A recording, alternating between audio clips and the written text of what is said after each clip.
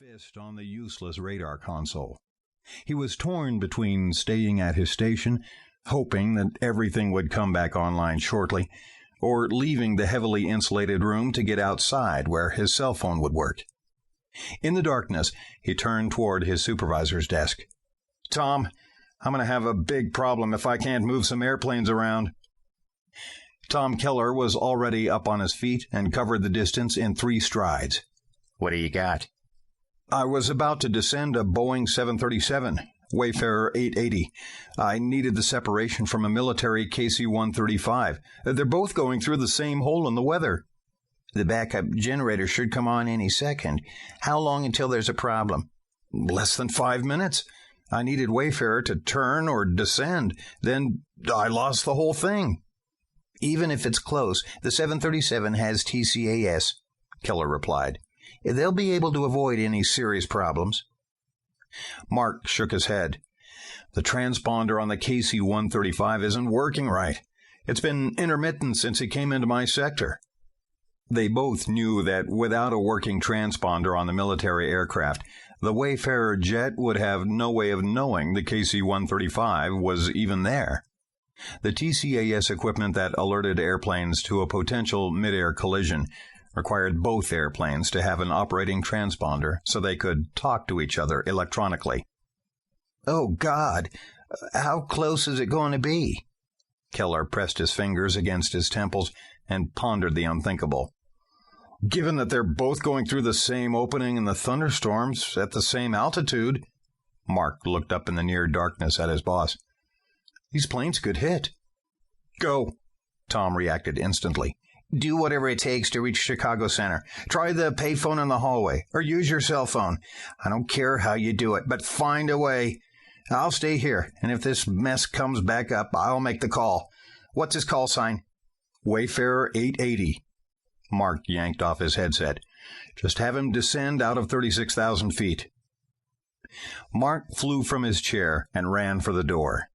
He pushed through and raced down the dimly lit corridor. He rounded a corner and crashed into another person. The impact threw him into the brick wall. "Shit! Sorry!" He propelled himself forward and ran as fast as he dared, leaving a stunned coworker sprawled behind him. "Get out of my way!" Mark yelled as he rounded another corner. His left foot slipped on the waxed floor, but he steadied himself. He could see the payphone just ahead, and he prayed it was on a different circuit than the other phones. He slid the last 4 feet and yanked the receiver from its cradle. He jabbed at the buttons furiously and tried to blot out the image of a collision between 2 airplanes. There wasn't a controller in the business who hadn't had nightmares about this very situation. A 737 could carry as many as 150 people, and the KC-135 had a crew of at least 4. As hard as he tried, he couldn't escape the image of 2 airplanes colliding, the debris and passengers raining down from 5 miles above the earth. He pictured the tiny flags that the investigators would sink into the ground to mark each of the dead, and then the hundreds of body bags that would be lined up somewhere in a makeshift morgue. The death toll was bound to be staggering. "We're sorry. All circuits are busy. Please try your call later," the automated voice calmly requested. Mark looked at the phone as if it had somehow betrayed him.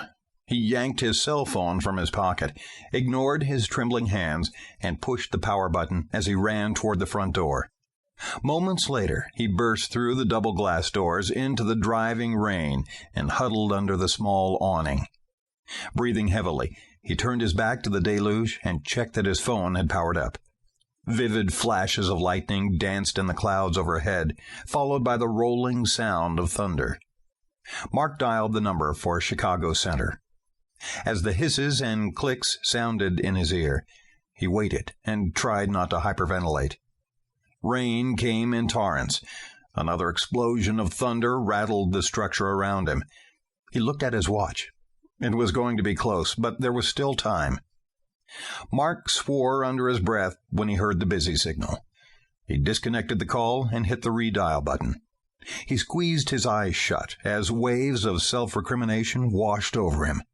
Why hadn't he descended or turned one of the airplanes earlier? Why was any of this happening?